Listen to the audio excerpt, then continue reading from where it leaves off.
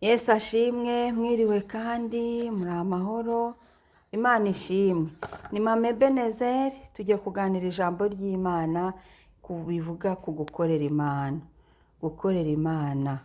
Amena. Reka dusome igitabo cya Yoshuwa 24, umurongo wa mbere turageza ku wa 33. Ni igice kinini ariko turahasoma. Umutwe w'amagambo uravuga ngo Yosuwa atekerereza Abisiraheli ibyabaye, abihanangiriza gukorera Uwiteka wenyine. Yosuwa ateraniriza imiryango ya Isiraheli i Shekemu, ahamagaza abatware b'Abisiraheli n'abakuru babo n'abacamanza babo n'abatware b'ingabo baza kwiyerekana imbere y'Imana. Maze Yosuwa abwira abantu bose ati, Uwiteka Imana ya Isiraheli iravuze iti, kera abasogokuruza babaga hakurya ya rwa ruzi, ndetse Tera se wa Aburahamu se wa Nahori bakoreraga izindi mana. Bukeye njyana abasogokuruza wanyu Aburahamu mukura bukeye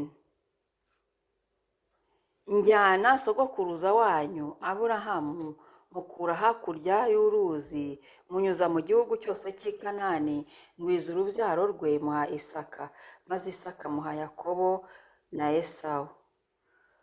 Esawu muha umusozi wa Seyiri ngo atureyo, ariko Yakobo n'urubyaro rwe baramanuka bajya muri Egiputa. Bukeye ntuma Mose na Aroni, ntera Abanyegiputa ibyago nk'uko nabibageneye byose. Hanyuma y'ibyo mbakurayo, nkurayo basogokuruza muri Egiputa bageza ku nyanja. Abanyegiputa bamwe mu magare, abandi bagendera ku mafarashi bakurikira abasogokuruza babageza ku nyanja itukura.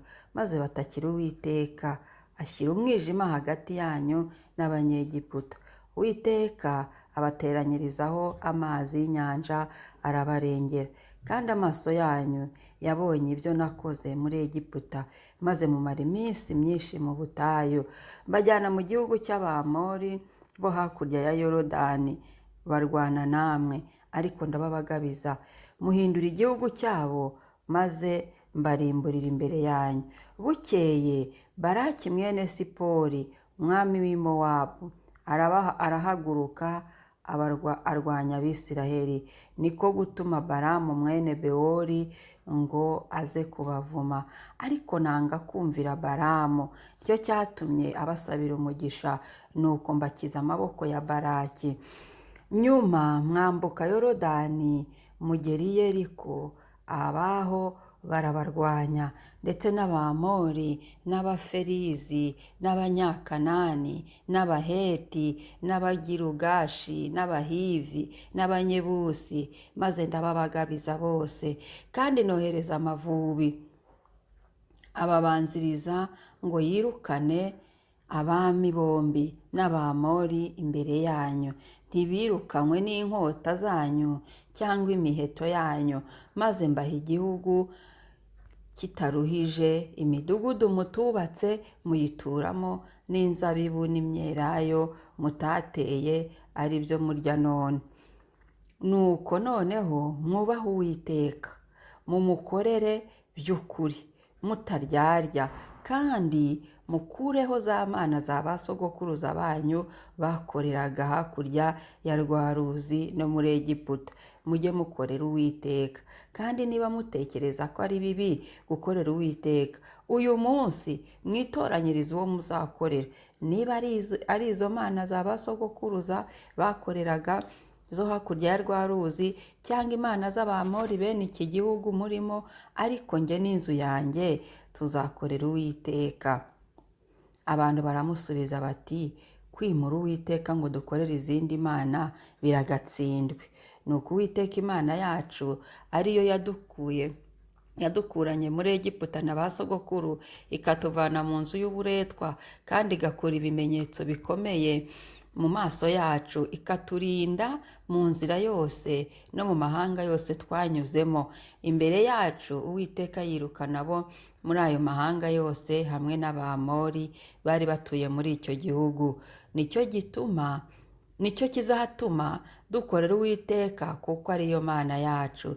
Yoshuwa abwira abantu ati ku bwanyu ntimubasha gukorera Uwiteka kuko ari Imana yera ifuha, ntiyemera kubabarira ibicumuro byanyu n'ibyaha byanyu.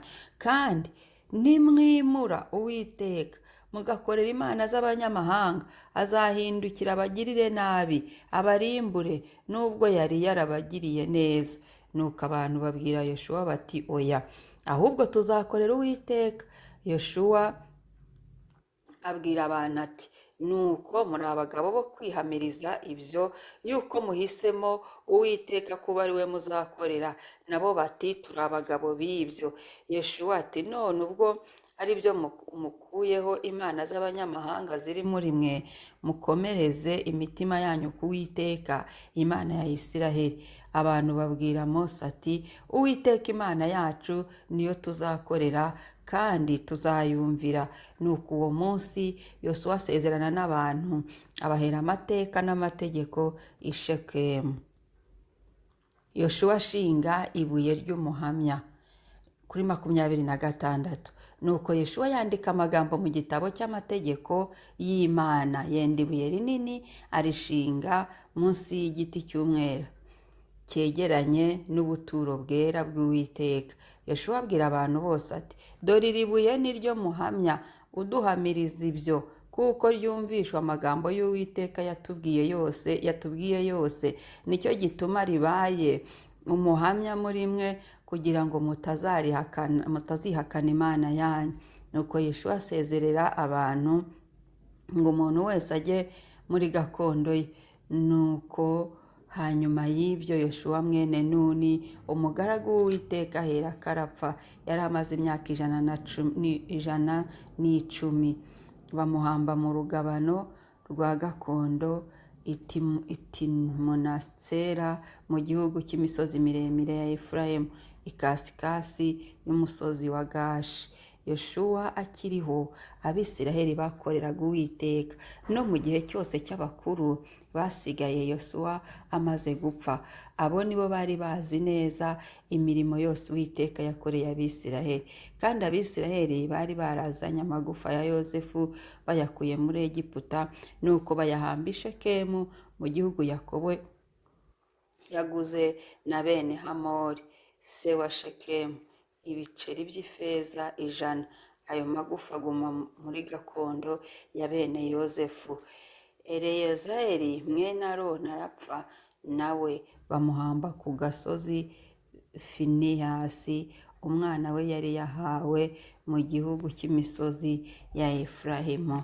Intego yacu cyangwa se icyo tuvugaho uyu munsi, cyangwa se icyo nifuje ko tuganira uyu munsi, ni ugukorera Uwiteka wenyine. Wakoreye abantu, wakorera abantu, twakorera ibindi, twakora imirimo yacu, ariko nta cyiza nko gukorera Imana yo mu ijuru. Uwiteka Imana yaturemye, Uwiteka Imana yaduhaye agakiza, yaduhaye Yesu. Nta buntu buruta ubundi nko kuba tutagipfuye, twahawe Yesu. Yesu yishyuye byose mu buryo bwose igorogota, ndetse no mu gihe cyose. N'abazavuka ubwo buntu bwo gukizwa, ubwo buntu bwo kuzabona Imana bemeye Yesu n'umwami n'umukiza, barabufite. Yesu yarishyuye. Ukurikije icyo gitangaza Imana yadukoreye, ukurikije ubwo buntu Imana yatugiriye, numva nabigereranya nk'aha ngaha Yoshuwa yateranirije Abisiraheli bose i Shekemu, atangira kubabwira ngo maze Uwiteka itangira kuvuga, irababwira. Yabibukije imirimo yabakoreye, yabibukije ukuntu yabambukije inyanja itukura, ukuntu yabavanye mu buretwa muri Egiputa, imirimo itangaje yakoze, imirimo itangaje yagiye ikorana nabo, igenda ibereka, igenda ibatabara, igenda ibongerera ubuzima, Imana igenda ibongerera kubaho. Imana ikubita abanzi babo ku manywa na nijoro irabarinda, igenda ibiyereka, yagiye abivuga hose. Bakiza amaboko ya Farawo n'ingabo ze, ikora ibitangaza bikomeye, itandukanya amazi ku nyanja itukura, itandukanya na Yorodani, barambuka. Imana ibaha umugisha, ibagirira neza. Ibi nanjye ndabigereranya n'igihe n'ibihe muntu yaciyemo. Hari aho twanyuze tutarakizwa, Imana iraturinda, iradutabara, ariko aho tumenyeye Yesu ni ubuntu, n'ubundi turacyariho. Niho Uwiteka ndabigereranya n'ubwo butayu, n'uwo muruho wose wo muri Egiputa. Yesu tumaze kumwakira nk'umwami twararuhutse mu mutima no mu mubiri. Hari amahoro Yesu yaduhaye atuvana mu buretwa bw'icyaha. Uyu munsi nta wundi wabikoze, ni Imana iri mu ijuru ryera yadutekerejeho, iravuga ngo mbahaye Yesu, bahaye Yesu ngo abapfire, ngo abacungure, abagirire neza, kuko twari turushye, twari tuguwe nabi mu cyaha. Yesu araturuhura, araza. Yesu nawe ndamushima ko yabyemeye. Imana Data imwohereje, Yesu yarabyemeye, arabyemera, araza adukura mu bucakara, adukura mu buretwa, adukuraho iminyururu Satani yari yaratuziritse, aravuga ngo turi abo gupfa. Ariko kubera ko Yesu yabyemeye, aleluya, ntitugipfuye kubera ko Yesu yarishyuye, yatanze amaraso ye, ikiguzi gikomeye, aradupfira. Imana ishimwe, Imana ihimbazwa, aradupfira Yesu, aradupfira umwami, kugira ngo tugire ubuzima buzima, ubuzima butunganye, ubuzima burimo byose, ubuzima bubohotse, ubuzima, Imana ishimwe, burimo gutungana, burimo kubaho n'igihe kizaza tuzabaho. Haleluya. Yesu turamushimiye ko yadukuye muri ubwo bucakara bwari bumeze nk'ubwa Abayisiraheli bari barimo kwa Farawo. Ni ikigereranyo. Hari ubucakara Yesu yadukuyemo, tujya tubyishimira, twishimira ubwo buntu, kandi ntituzabyibagirwe. Imana yabanje hano kubibutsa imirimo yabakoreye ikomeye, imirimo, ibintu Imana yakoze itangaje. Nawe hari imirimo Imana yagukoreye, hari imirimo Imana yankoreye, hari ahantu Imana yankuye hakomeye, hamwe habi. Iyo Uwiteka aradukunda, Imana yo mu ijuru iradukunda, iradufata, iradukomeza muri ubu buzima. Ni benshi bapfuye, ni benshi batakiriho, ariko Uwiteka yaratuzigamye. Ni urukundo, urwo rukundo rutwibutsa umurimo Yesu yakoze i Gologota.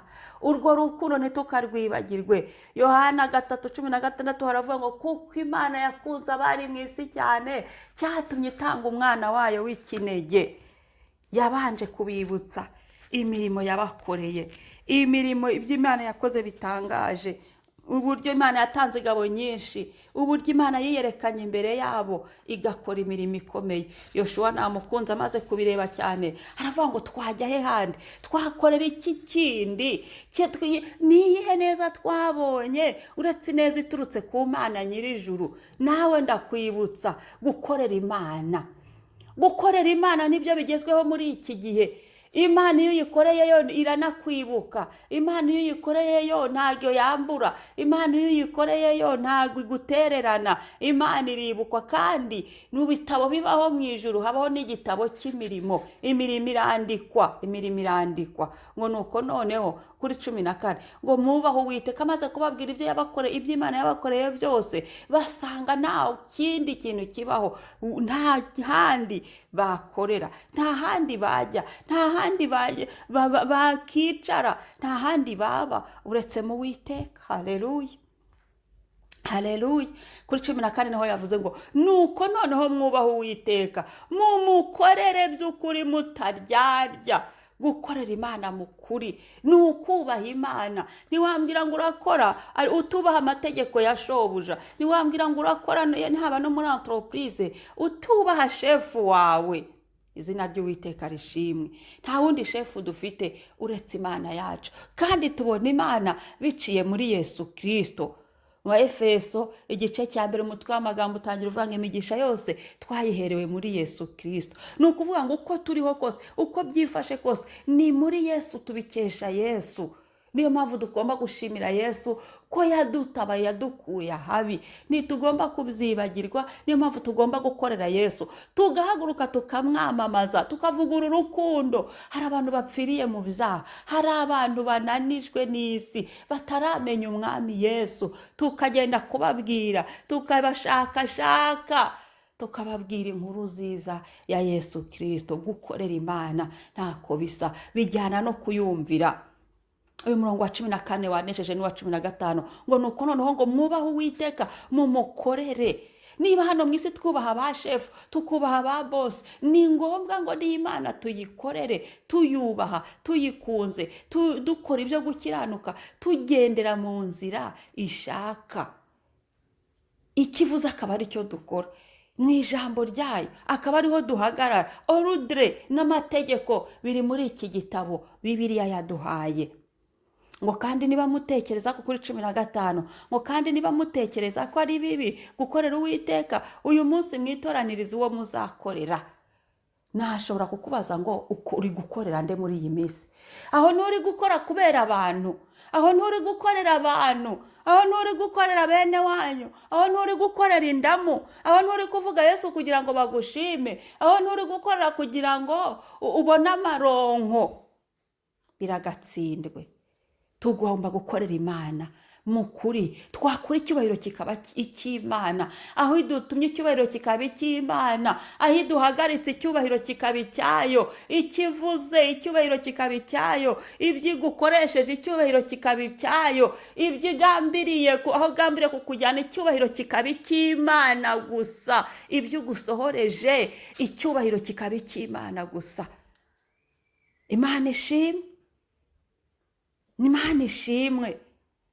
Hano Abisiraheli bari barageze mu gihugu kirimo Abamori, kirimo Abahivi, kirimo iki. Nibwo yababwiye ngo ese ngo niba ari izo mana z'abasogokuruza, ni mubirahire, ni mubivugire hano niba koko muzakorera Imana. Ngo nuko kuri 16 ngo abantu baramusubiza ati kwimura Uwiteka. No kuvuga ngo iyo udakoreye Imana, iyo udahamije Imana, iyo udasingije Imana, iyo utagiye mu by'Imana igutumye, ni ukuvuga ngo uba wimuye Imana. Iyo usuzuguye Imana ugasubira mu byaha, uba wimuye Imana. Abisirayeli bavuga ngo barasubiza bati kwimura Uwiteka ngo dukorere izindi mana biragatsindwe. Imana ishimwe. Natwereka tuvuge ngo biragatsindwe gukorera icyubahiro, biragatsindwe gukorera kumenyekana, biragatsindwe gukorera abandi, ahubwo mureke dukorere Uwiteka. Kuri 14 ngo kuko Uwiteka Imana yacu ariyo yadukuranye muri Egiputa n'abasogokuru, twibutse imirimo y'Imana. Ninde wadukunda urukundo rumeze gutya muri iki gihe? Ninde watwibuka? Ninde watugarukaho uretse Uwiteka Imana Nyiringabo? Hari Zaburi imwe nkunda cyane, aravuga ngo ngari mu ijuru ryera, arambura ukuboko ngankura mu isanzure ry'ibibazo nari ndimo. Oh haleluya. Imana iri mu ijuru ryayo idutekerezaho, yagutekerejeho. Wowe uri gukora iki kugira ngo ugire icyo ukoze uvuga ati nkurikije urukundo Imana yankunze, nkurikije aho Imana yamvanye, nkurikije ibyo Imana yankoreye, nanjye reka ngire uko nakorera Uwiteka, uko naguma mu Mana. Ngo biragatsindwe kwimura Imana, biragatsindwe gusubira inyuma mu byaha, biragatsindwe gukorera ibihembo, biragatsindwe gukorera indamu. Mureke dukorera Imana n'umutima wacu wose. Nta wakoreye Imana uzakorwa n'isoni, nta wahamije Imana uzakorwa n'isoni, ntawe, kuko niyo ifite byose mu biganza, niyo itegeka byose, kandi ihemba neza ntiyambura. Icyo ngicyo ni itangazo. Imana ihemba neza ntiyambura. Dufite urugero rwinshi rw'abagendanye n'Imana, dufite urugero rwinshi rw'abakoranye n'Imana, bakemera kuyumvira, bakemera kuyikorera, bakemera gukurikiza amabwiriza yayo n'amategeko yayo, bakemera guhagarara mu buntu, mu buntu, bagakora, bagahagarara mu buntu bw'igorogota, bakamamaza Kristo kugira ngo abantu bave mu byaha be kurimbuka. Imana ibabajwe n'abapagani, Imana ibabajwe n'abasinzi. Umuntu akicara tukagira intimba y'abapagani, tukabasengera, tugasengera ibihugu, tugasenga muri iki gihe, tugasengera urubyiruko, tugashyira amavi hasi kubera Imana, tutanabazi, atari ukubera ko tubazi, atari ukubera ko ikihoya. Nta gusenga ngewe buri munsi ngewe gusaba hoya. Nitugire ishyaka ry'umurimo wa data, rw'umurimo wa papa, ishyaka ry'umurimo wa papa. Ugire intimba ko hari ibiri gupfa mu itorero, tugire intimba ko hari ibitari kugenda, ko hari abataye. Dushyire amavi hasi, dusenge, dutabaza Imana igira ikikoze, ko Imana irakora, ariko bisaba akabera bashyira amavi hasi bagasenga. Gira icyo ukoze mu nzu y'Imana, gira icyo ukoreye Imana mu gihe nk'iki. Haleluya. Yosuwa abona aramukunze, arababwira ati niyo mwabireka, ati niyo mwabyanga. Yosuwa aravuga ati ngewe n'inzu yanjye tuzakorera Uwiteka. Yewe we, Imana ishimwe. Kuri 21 bavuze ngo nuko abantu babwira Yosuwa atahoya, ahubwo tuzakorera Uwiteka. Ese wabuze icyo wakorera Uwiteka? Imirimo ni myinshi. Ese wabuze icyo Imana ishaka kuyikorera? Imirimo ni myinshi. Wasenga, wahaguruka, ukagira icyo ukoze. Cyangwa ukanambaza ati papa ngukorera iki, papa nkora iki. Ariko umwana uri mu rugo iwabo ababona ibiri gupfa. Hari ibiri gupfa mu nzu y'Imana, hari ibiri gupfa mu gihe ngiki. Muri iki gihe Satani ahagurutse gukoresha izindi strategy n'ubundi buryo. Hari ibiri gupfa, hari icyo wakora, hari icyo wakora. Isengesho ryawe ryahindura ibintu. Imana ntishabe abantu benshi, yabwiye Imana ntisaba ingabo nyinshi. Hoya hoya hoya hoya hoya hoya hoya hoya hoya hoya hoya hoya hoya hoya hoya. Yabwiye Yona ngo ngira inenewe, Yona aranga. Ariko ko ari ukugira ngo abana b'Uwiteka batabarwe. Aho wowe urashaka kumera nka Yona, ntibikabe, ahubwo hagarara mu kuri kw'ikijambo ry'Imana rivuga, usenge, uhamagara umwuka wera w'Imana ari kumwe natwe. Umwuka wera w'Imana bidufashamo. Icyacu ni ukwemera gusa, ni ukuvuga ngo ndi hano kugira ngo ngukorere. Si twe twishoboza, ahubwo niwe udushoboza. Ahubwo Imana ihora itegereje ko tubyemera. Uremera gukorera Imana? Ndemera gukorera Imana, ndemera guhaguruka ngasenga, ndemera guhaguruka ngafatanya n'abandi mu kuririmba, mu kujya kubwiriza, kuvuga urukundo rw'Imana. Ko hari abantu bakeneye urukundo rw'Imana, hari abantu barushye, kandi abo ngabo nibo bazanye Kristo.